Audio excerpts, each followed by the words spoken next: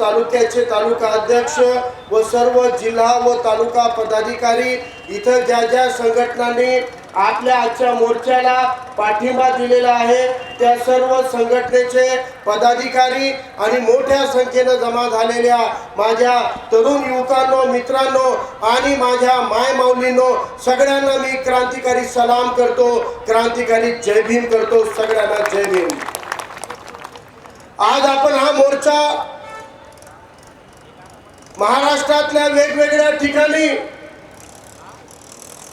मुस्लिम समाजाच्या होत असलेल्या हत्यांच्या विरोधामध्ये, महाराष्ट्राच्या वेगवेगळ्या ठिकाणी बौद्ध मातंग आणि इतर मागासवर्गीय घटकांवर जे जाती अत्याचार होत आहेत, या अत्याचारांच्या विरोधामध्ये जनतेचा आक्रोश व्यक्त करण्यासाठी एक प्रातिनिधिक स्वरूपाचे मोर्चे आदरणीय बाळासाहेब आंबेडकरजी आणि प्रदेश अध्यक्ष रेखाताई ठाकूरजी यांच्या निर्देशानं सर्व जिल्हा पातळीवर, जिल्हा कचेरीवर आपण काढत आहोत.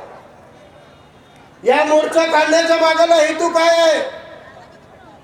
आदरणीय बाळासाहेब आंबेडकरांनी वंचित बहुजन आघाडीच्या पदाधिकाऱ्यांना मोर्चा काढण्याच्या सूचना का दिलेल्या आहेत याचं कारण आपल्या सगळ्यांना समजणं गरजेचं आहे.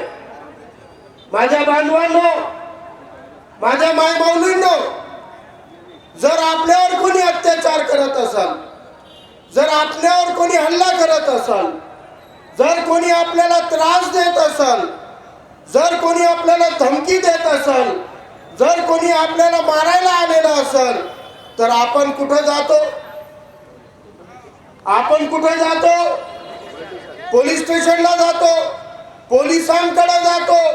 कारण आपल्या मनामध्ये डॉक्टर बाबासाहेब आंबेडकरांच्या संविधानावर विश्वास आहे. आपल्याला खात्री आहे की या देशामधला राजकारण कोणत्याही विचाराचा असेल, या देशामधला शासन कोणत्याही विचाराचा असेल, या देशामधल्या प्रशासनात सामील झालेला सत्तेवर खुर्चीवर बसलेला अधिकारी कोणत्याही विचाराचा असेल, पण या देशाचं कारभार हे बाबासाहेब आंबेडकरांच्या संविधानावरच चालणार आहे. बाबासाहेबांच्या संविधानावर, या कायद्यावर तुमच्या आमच्या मनामध्ये विश्वास आहे, आत्मविश्वास आहे.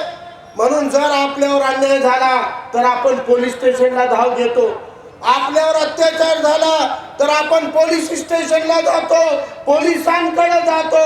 परंतु जून महिन्यामध्ये याच पोलीस विभागाच्या माध्यमातून चोरीच्या संशयावरून काही आरोपींना अटक करण्यात आली.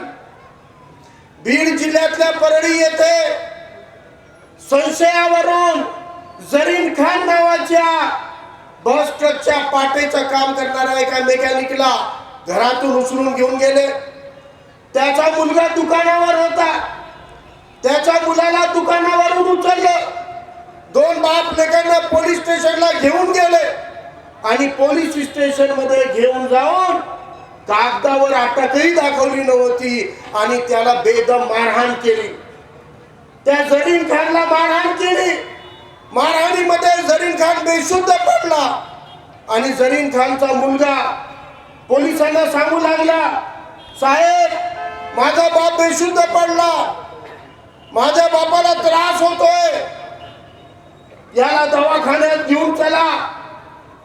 परंतु पोलीसवाले म्हणत होते काही नाही झालं तुझ्या बापाला, उगाच नाटकं करायला म्हणून त्याला लाथानी बुक्क्याने मारहाण केली. जेव्हा त्या जरीन खानच्या तोंडाला फेस आला, तोंडातून फेसाचे बुडबुडे निघाले. मुलगा रडून रडून सांगत होता, साहेब माझा बाप मरत आहे, याला दवाखान्याला घेऊन चला. तेव्हा त्याच्या मुलाला बेदम मारहाण केली. त्याच्या पाठीवर सगळ्या लाठी काठीचे वरखंड उमटले आणि शेवटी जेव्हा जरीन खान हातपाय तेडे वाकडे करू लागला तेव्हा त्याला दवाखान्यात नेईपर्यंत त्याचं निधन झालं. ही घटना घडली नाही घडली 2-4 दिवसानंतर जळगाव नावाचा जिल्हा आहे, अंबडनेर नावाचा तालुका आहे, तिथे अंबडनेर तालुक्यामध्ये लहान लेकराचे भांडण झाले. लहान लेकरांच्या भांडणावर दोन गटामध्ये दगडफेक झाली. या दगडफेकीला दंगलीचं स्वरूप देऊन कोम्बिंग ऑपरेशनच्या नावाखाली अंमळनेर मधल्या सलीम टोपी नावाच्या नगरसेवकाच्या घरी पोलीस गेले.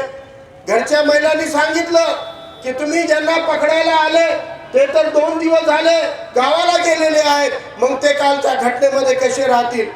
परंतु पोलिसांनी त्या सलीम टोपी नावाच्या नगरसेवकाच्या मुलाला, जो घरामध्ये 25 दिवसापासून फ्रॅक्चर झाल्यामुळं पायाला प्लास्टर लागलेला होता, घरामध्ये पडून होता, ज्या माणसाच्या पायाला फ्रॅक्चर आहे, प्लास्टर लागलेला आहे, जो माणूस हागायला मुतायला एकटा जाऊ शकत नाही, 2 लोक धरून त्याला घेऊन जावं लागतात, अशा या तरुण पोराला पोलिसांनी घरामध्ये उचलून त्या दंगलीचा आरोपी म्हणून पोलिसांच्या कोठडीमध्ये घेऊन गेले.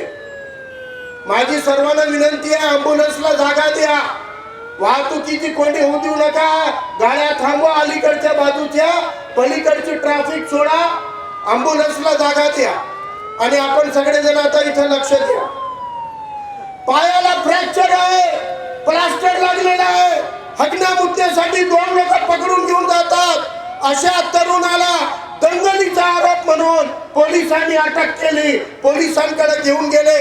5 दिवसाची पोलीस कोठडी काढली. त्या पोलीस कोठडीमध्ये बेदम मारहाण केल्यामुळं अशफाक सलीम नावाच्या त्या तरुणाचा निधन झाला. या पद्धतीनं मित्रांनो, पोलिसांच्या संरक्षणामध्ये आम्ही आपल्याला जेव्हा देतो, आपल्याला वाटते पोलीस आम्हाला वाचवतील, आपल्याला वाटते पोलिसांची रक्षा करतील, परंतु पोलिसांच्या ताब्यामध्ये जर माणूस सुरक्षित नाही, पोलिसांच्या ताब्यामध्ये मुस्लिम अल्पसंख्याक असो, मागास घटक असो, हे जर सुरक्षित नाही तर आम्हाला न्याय कोण देणार आहे. आणि म्हणून दंगेखोर मारतात, त्याचा विरोधही करतो, दंगलीमध्ये मारतात, त्याचा विरोध आम्ही करतो, जाती अत्याचार झाला त्याचा विरोध आम्ही करतो, परंतु या सगळ्या हल्ल्यापासून वाचण्यासाठी ज्या पोलिसांकडे आम्ही जातो, त्या पोलिसांच्याच ताब्यामध्ये असताना जर आमचे प्राण देणार असाल तर आम्हाला जनतेच्या दरबारामध्ये जावं लागणार. म्हणून आदरणीय बाळासाहेब आंबेडकरांनी या मुद्द्याला 4 चौघांमध्ये आणण्यासाठी, या मुद्द्याला चौघाट्यावर आणण्यासाठी बाळासाहेब आंबेडकरांच्या नेतृत्वात आणि निर्देशनात आपण हे मोर्चे काढलेले आहेत, हे आपल्याला समजून घ्यावं लागेल. जेव्हा कोणी आवाज उठवत नाही, जेव्हा कोणी बाजू घेत नाही, जेव्हा आपला कोणी वाली नसतो, अशा वेळेला या देशामध्ये जर तुमच्या आमच्यासाठी कोणी धावून येत असेल तर कालही आंबेडकरच होते, आजही आंबेडकरच आहे. आणि त्या बाळासाहेब आंबेडकरांच्या सूचनेनुसार आज या मोर्चाच्या माध्यमातून महाराष्ट्राच्या पोलिसांना आम्ही सांगू पाहतोय की पोलीसवाल्यांनो, तुमच्या खाकीच्या खाली लपलेलं शरीर तुमच्या आमच्या सारख्या एका बहुजनाचंच आहे. तुम्ही पण सर्वसामान्य बहुजन वर्गातून आलेले आहात. तुम्ही या देशाच्या संविधानाचा, कायद्याचा सन्मान आणि संरक्षण करण्यासाठी तुमच्या अंगावर खाकी आलेली आहे. आणि तुमच्या अंगावर आलेली खाकी, तुमच्या कडेवर लागलेली बंदूक, तुमच्या हातात आलेली काठी, हे जातीवादी मानसिकतेच्या लोकांनी दिलेली नाही, ही RSSच्या मोहन भागवतांनी दिलेली नाही, त्या मोदीनं दिलेली नाही, त्या अमित शहानं दिलेली नाही, तर तुमच्या अंगावरची खाकी, कडेवरची बंदूक, हातावरची काठी हे डॉक्टर बाबासाहेब आंबेडकरांच्या संविधानाने दिलेली आहे.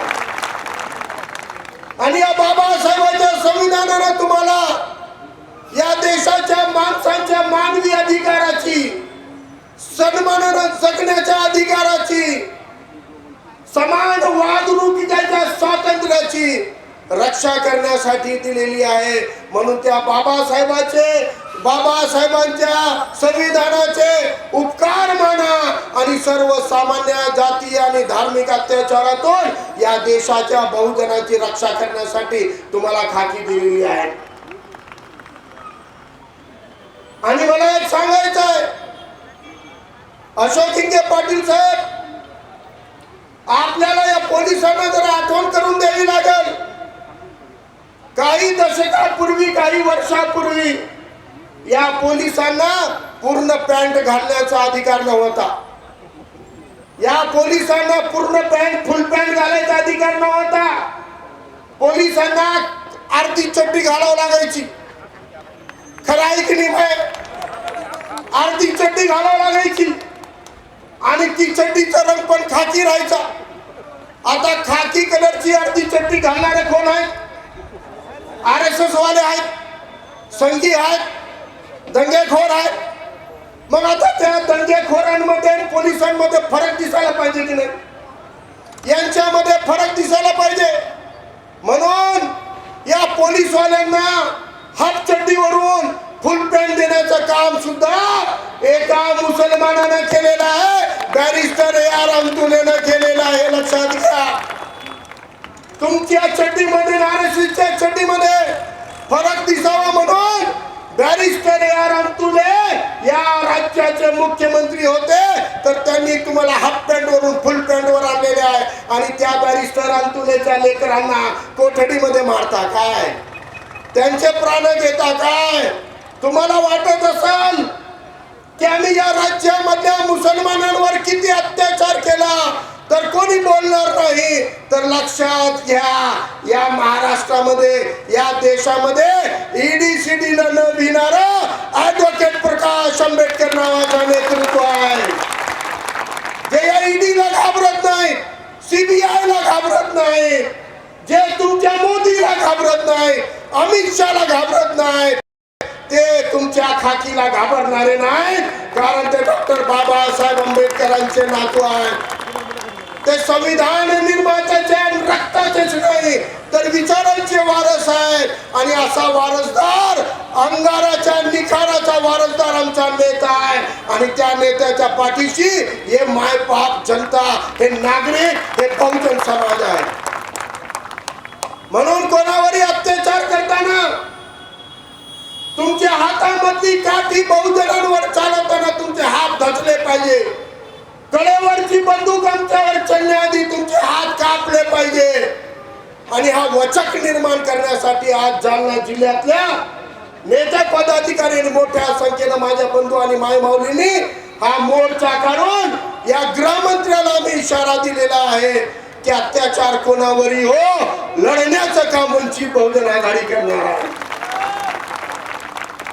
मला या माऊलीमध्ये 10-15 बुरखा घातलेल्या माझ्या मुस्लिम बहिणी दिसत आहेत. या मोर्चामध्ये मला शफीबाई 50, 60, 70, 80 मुसलमान दिसत आहेत. मला आता एखादा प्रश्न विचारला, 7 मुसलमान क्यों नहीं आएगी? मैं बोला, अरे यार, मुसलमानों को तो डराने का काम ये संघियों ने करे, मुसलमानों को डराए.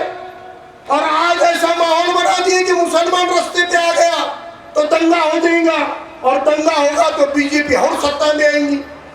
इसीलिए मुसलमानों के दिल में डर है, खौफ है.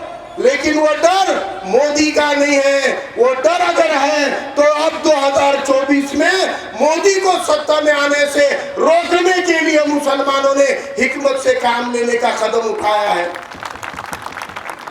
लेकिन जिन मुसलमानों पे जुल्म हो रहा है, और जब कभी तारीख में मुसलमानों के मजलूमों के हक में तारीख लिखी जाएगी, इतिहास लिखा जाएगा.